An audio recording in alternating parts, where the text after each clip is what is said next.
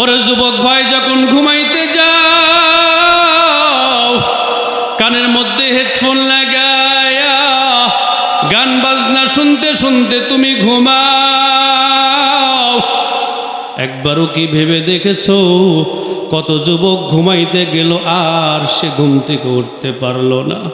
তোমার ঘুম যদি শেষ ঘুম হইয়া যায় আর তোমার কানের মধ্যে যদি হেডফোন থাকে, যেই হেডফোনে তুমি গান শোনো, যেই হেডফোন দিয়া, যেই মোবাইল দিয়া তুমি খারাপ ছবি দেখো, আর এটাই যদি তোমার শেষ আমল হয়, তোমার কবরের কি অবস্থা হবে হিসাব তুমি নিজেই করে নাও। মাউতু কাসিন কুল্লু নাসিন শারবু কবর বাইতিন কুল্লু নাসিন দাখিলু।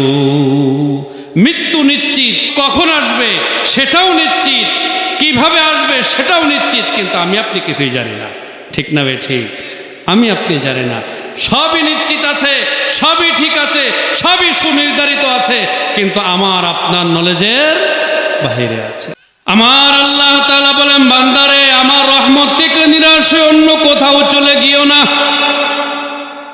যখন কোন বান্দা গুনাহ করে ফেলায়, শয়তান তখন তার মধ্যে আরো ওয়াসওয়াসা দেয়, তুমি যেই গুনাহ করেছো আমার আল্লাহ তাআলা তোমার গুনাহ মাফ করবে না। আমার আল্লাহ তাআলা ডাক দিয়ে বলে, ইয়া আইয়ুহাল ইনসান মা গররাকা বিরাব্বিকাল কারীম।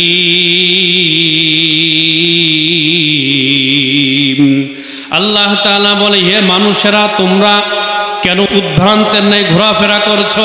আমি আল্লাহ তাআলা সম্পর্কে কে তোমাদেরকে ধোঁকায় ফেলে দিয়েছে? গুনাহ করেছো, তুমি আমার কাছে তওবা করো না কেন? তওবা করো বান্দা, যদি খাঁটি দিলে তওবা করতে পারো, আমি আল্লাহ তাআলা জিন্দেগীর সব গুনাহ মাফ করে দিব। বনি ইসরাইলের এক ব্যক্তি দুর্ধর্ষ খুনি, দুর্ধর্ষ খুনি। খুনি চেনেন? খুনি কি করে? মানুষ খুন করে। একজন না, দুইজন নয়, 99 জন লোককে খুন করেছে। জিন্দেগির প্রায় শেষ প্রান্তে চলে এসেছে। এখন তার অন্তরের মধ্যে আমার আল্লাহ তাআলা তওবার স্পৃহা জাগ্রত করে দিয়েছে। এখন পাগলের ন্যায় ঘোরে আর বলে, ও দুনিয়ার মানুষ, আমি তো লোকজনকে খুন করে নিজের জিন্দেগি ধ্বংস করে ফেলাইছি। আমার এই জিন্দেগি পবিত্র করার মতো আর কোনো উপায় আসেনি। যার সাথেই দেখা হয় তাকেই বলে, আমি তওবা করতে চাই, তওবার কোনো উপায় আছে কি না? যার কাছে বলে তওবা করতে চাই, জিন্দেগিটা পবিত্র করার কোনো ব্যবস্থা আসেনি। লোকজন বলো অমুক স্থানে বড় আলেম আছে, তার কাছে যাও, সে তোমার কোনো পদ্ধতি বলে দিতে পারে। আমরা বিভিন্ন সমস্যায় পুরো আলেমের কাছে যাই কি যাই না? সন্তান হয়েছে, শুধু কান্নাকাটি করে, রাত ভর কান্নাকাটি করে। ডাক্তারের কাছে গেছেন, সব কিছুই ঠিক আছে, তখন বলছেন ডাক্তারের চিকিৎসা না, এটা যাইতে হবে হুজুরের কাছে। কার কাছে? মসজিদের হুজুরের কাছে চলে যায়। যে বলে হুজুর এই দিন রাত ভোরে কান্নাকাটি করে, হুজুর সূরা ফাতিহা আরো গুরুত্বপূর্ণ কোরআনুল কারীম থেকে কিছু সূরা পড়ে ফু দিয়ে দেয়, আল্লাহ তাআলা মাফ করে ফেলে। আছে না নাই? এমন অসংখ্য ঘটনা আছে যেটা ডাক্তারের চিকিৎসায় কাম হয় নাই। ডাক্তার বলেছে এইভাবেই থাকবে রে, আর ঠিক হবে না, কিন্তু বড় আলেমের কাছে গিয়েছেন, আলেম ঝাড়ফুঁক করে দিয়েছে, আল্লাহ তাআলা মাফ করেছে। নজির আছে না নাই? ওই দুর্ধর্ষ খুনি আলেমের কাছে চলে গেছে। আলেমের কাছে গিয়া বলে, একজন না, দুইজন নয়, 99 জন ব্যক্তিকে আমি হত্যা করেছি। এখন আমি তওবা করতে চাই, জীবনটা পাক পবিত্র করতে চাই। আমার জীবন পবিত্র করার কোনো পদ্ধতি থাকলে আমাকে বলে দেয়। আলেম যখন শুনেছে একজন নয়, দুইজন নয়, 99 জন ব্যক্তিকে হত্যা করেছে। আলেম সঙ্গে সঙ্গে বলে দিয়েছে, একজন ব্যক্তিকে হত্যা করলেই জাহান্নামে চলে যায়। তুমি একজন নয়, দুইজন নয়, 99 জন ব্যক্তিকে হত্যা করেছ, আমার আল্লাহ তোমাকে ক্ষমা করবে না, তুমি জাহান্নামী হয়ে গেছো। এই কথা বলতে দেরি আছে, ওর কাছে যেই ছুরিটা ছিল উপস্থিত ছুরি দ্বারা ওই আলেমকেও শেষ করে দিয়েছে। নাউজুবিল্লাহ বলেন। কতজন হইল? 100 জন পুরা করেছে। কিন্তু তার অন্তরের মধ্যে এখনো পর্যন্ত তওবার স্পৃহা আছে। ওই ব্যক্তি আবার পাগলের ন্যায় ঘুরে আর ব্যক্তিদেরকে বলে, ও দুনিয়ার মানুষ, আমি তওবা করতে চাই। তওবা কার কাছে গেলে তওবার ব্যবস্থা আমার হবে? আমার জিন্দেগি পবিত্র করতে চাই, কার কাছে গেলে আমি আল্লাহর কাছে মাপ চাওয়ার পদ্ধতি জানতে পারি? লোকজন আবার বলছে, আর একজন বড় আলেম আছে, কিন্তু যাইতে হবে অনেক দূরে তোমাকে। ওই ব্যক্তি বলতেছে, না, যেখানেই হোক না কেন তোমরা তার সন্ধান আমাকে দাও, হাজারো কষ্ট করে হলেও আমি তার পর্যন্ত পৌঁছে যাব। লোকজন বলে দিয়েছে, অমুক শহরে একজন আরো বড় আলেম আছে, তার কাছে যাও, সে হয়তো তোমার কোনো পদ্ধতি বলে দিতে পারে। দৌড় দিয়েছে ওই বড় আলেমের দিকে। দীর্ঘ রাস্তা পাড়ি দেওয়ার পর আলেমের কাছে পৌঁছে গেছে। আলেমের কাছে গিয়ে সব ঘটনা বলেছে। একজন আলেমের কাছে গেলাম, আলেম ব্যক্তি আমাকে বলল, তোমার তওবার ব্যবস্থা নাই। তখন আলেমকেও শেষ করে 100 হত্যাকে আমি পুরা করলাম। এখন লোকজন আপনার কাছে আমাকে পাঠাইলো, বড় আশা নিয়ে, বড় মায়া নিয়ে, বড় কষ্ট করে আপনার দরবারে এসেছি। একটাই মাত্র আমার অন্তরের তামান্না, একটাই মাত্র আশা, আমি যেই ভুল করেছি, আমি যেই অন্যায় করেছি, আমি যেই বড় পাপ করেছি, এই পাপ থেকে, এই অন্যায় থেকে, এই পাপ করে করে যে জিন্দেগি আমি নাপাক বানিয়ে ফেলাইছি, এই নাপাক জিন্দেগি কিভাবে পবিত্র করতে পারি, কিভাবে তওবা করতে পারি, আপনি আমাকে বলে দেবেন। আমার তওবার কোনো ব্যবস্থা আসেনি। যখন ওই ব্যক্তির কাছে এই কথা বলছে, আলেম ব্যক্তি বলে, হ্যাঁ, তোমার তওবার ব্যবস্থা আছে। যখন সে শুনছে তওবার ব্যবস্থা আছে, তখন খুনি ব্যক্তি আনন্দে আত্মহারা হয়ে গেছে, অন্তরটা বড় উৎফুল্ল হয়ে গেছে, মনটা খুশি হয়ে গেছে। সঙ্গে সঙ্গে বলে, কিভাবে তওবা করব আপনি দ্রুত আমাকে বলে দেন। যখন একটা বিষয়ের প্রচণ্ড পরিমাণ আকাঙ্ক্ষা থাকে, প্রচণ্ড আকাঙ্ক্ষার পর যখন সেটা পাওয়া যায়, সেটা পাওয়া যাওয়ার পর সেটার প্রতি আগ্রহ বেশি থাকে না কম থাকে? উৎফুল্ল হয়ে গেছে, দ্রুত যাচ্ছে, কারণ তার মধ্যে একটা স্পৃহা জেগেছে, কিভাবে অপবিত্র জিন্দেগি পবিত্র করা যায়। বলে, দ্রুত বলে দেন কিভাবে তওবা করে আমি পবিত্র হব। আলেম ব্যক্তি বলে, অমুক স্থানে চলে যাও, সেখানে গিয়ে দেখ আল্লাহর বান্দারা তারা জিকিরে মশগুল আছে, তারা আল্লাহ তাআলার ইবাদতে মশগুল আছে, সেখানে তারা জলসায় মশগুল আছে। ওখানে যাও, তাদের জলসায় তুমিও শামিল হয়ে যাও, তাদের ইবাদতে তুমিও শামিল হয়ে যাও, তাদের জিকিরে তুমিও শামিল হয়ে যাও। ওইখানে তুমি গিয়া আল্লাহ তাআলার দরবারে চোখের 2 ফোঁটা পানি ফেলায়া আমার আল্লাহ তাআলার কাছে তুমি তোমার মন্তরের সকল ব্যথা কথাগুলা বলবে। আমার আল্লাহ তাআলা সকলের সাথে সাথে তোমার তওবাও কবুল করবে। আল্লাহু আকবার। সঙ্গে সঙ্গে দুদর্শ খুনি ওই জিকিরের মজলিসের দিকে রওনা করেছে। যখন ওই জিকিরের মজলিসের দিকে রওনা, কিছু দূর অগ্রসর হওয়ার সঙ্গে সঙ্গে মালাকুল মউত এসে হাজির হয়ে গেছে। মৃত্যু কারোর কাছে বলে আসে? কথা বলেন, বলে আসে? এমন কোনো সুনির্দিষ্ট সময়, সুনির্দিষ্ট অবস্থা আমাদের জানা আছে সেখানে আসলে মৃত্যু আসবে? ফাইদা জাআ আজালুহুম লা ইস্তাখিরুনা সাআতাও ওয়া লা ইস্তাকদিমুন মাউতু কাসিন কুল্লু নাসিন শারবু কবর বাইতিন কুল্লু নাসিন দাখিলু। মৃত্যু নিশ্চিত, কিন্তু কখন আসবে সেটাও নিশ্চিত, কিভাবে আসবে সেটাও নিশ্চিত, কিন্তু আমি আপনি কিছুই জানি না।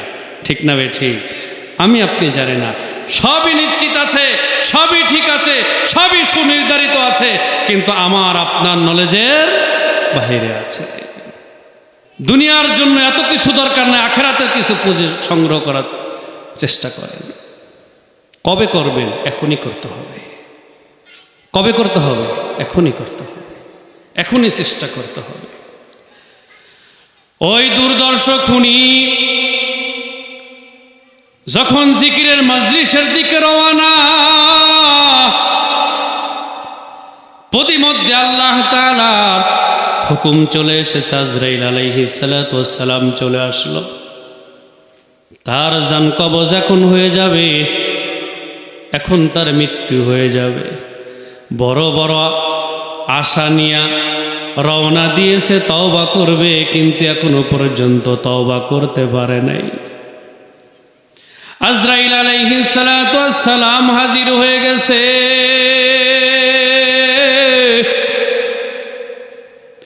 এই জন্য আমার আপনার তওবা কখন করতে হবে?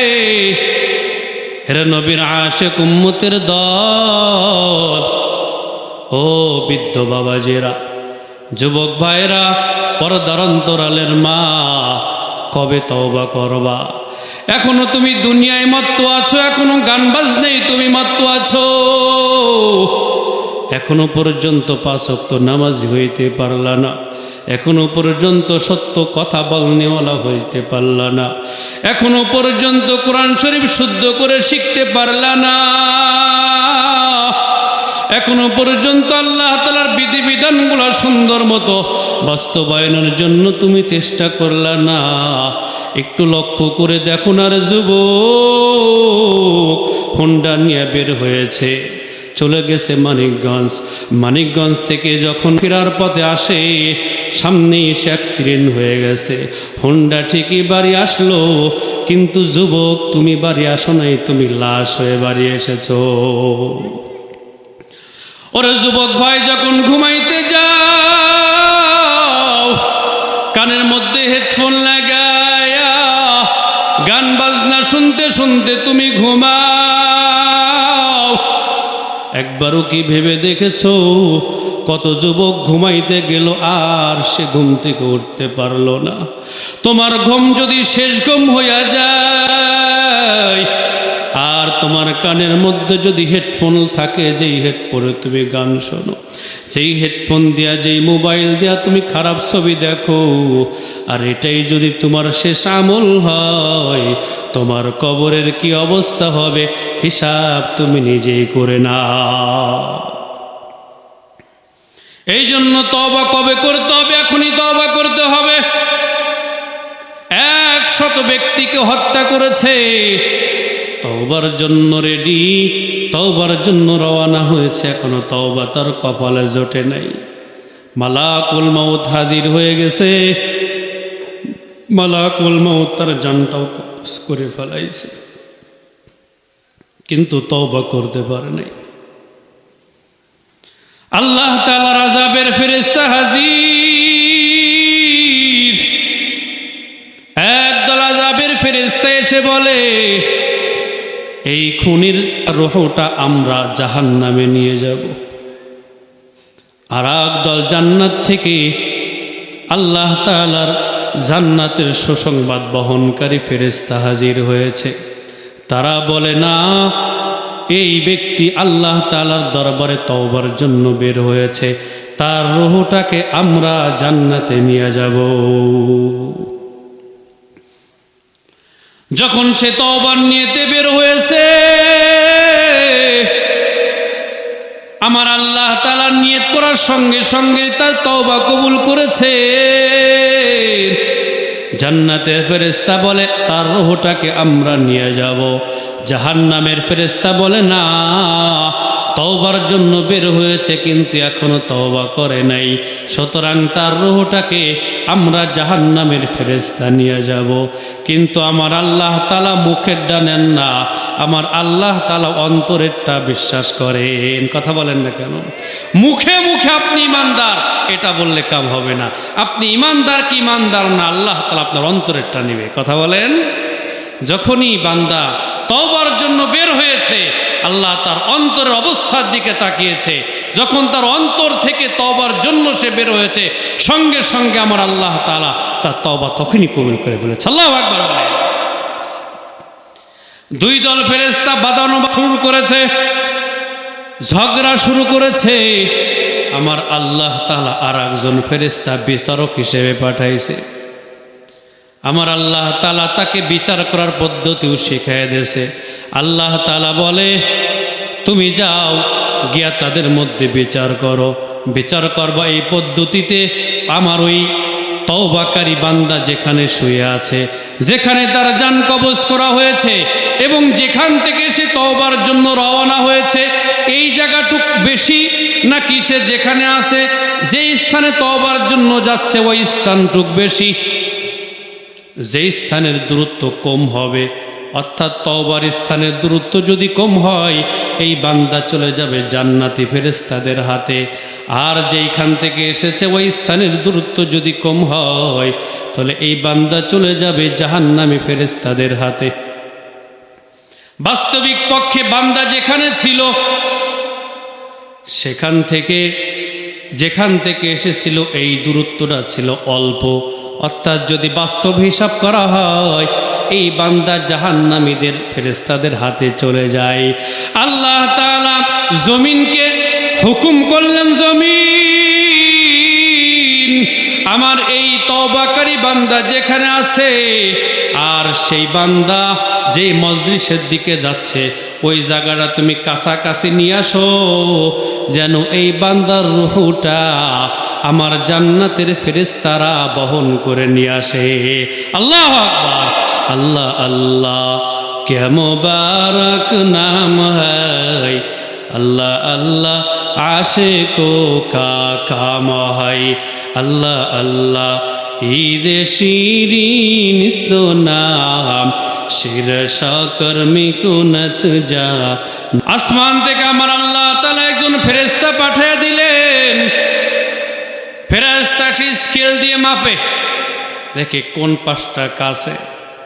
আল্লাহ তাআলা আগে জমিনকে বলে দিয়েছে, জমিন তুমি এই পাশটা কাছাকাছি হয়ে যাও, সংকীর্ণ হয়ে যাও। বিচারক ফেরেশতা যখন মাপ দেয়, দেখে বান্দা যেখানে শুয়ে আছে এবং যেই মজলিসের দিকে যাচ্ছিল ওই জায়গাটা খুবই কাছাকাছি। ওই বিচারক ফেরেশতা ফয়সালা দিয়ে দেয়, এই বান্দার রূহ তোমরা জাহান্নামের ফেরেশতারা পাইবা না, এই বান্দার রূহ পেয়ে যাবে জান্নাতের ফেরেশতারা। তখন জান্নাতের ফেরেশতারা এই তওবাকারী বান্দার রূহ আল্লাহ দরবারে নিয়ে হাজির হয়ে যায়। আল্লাহু আকবার।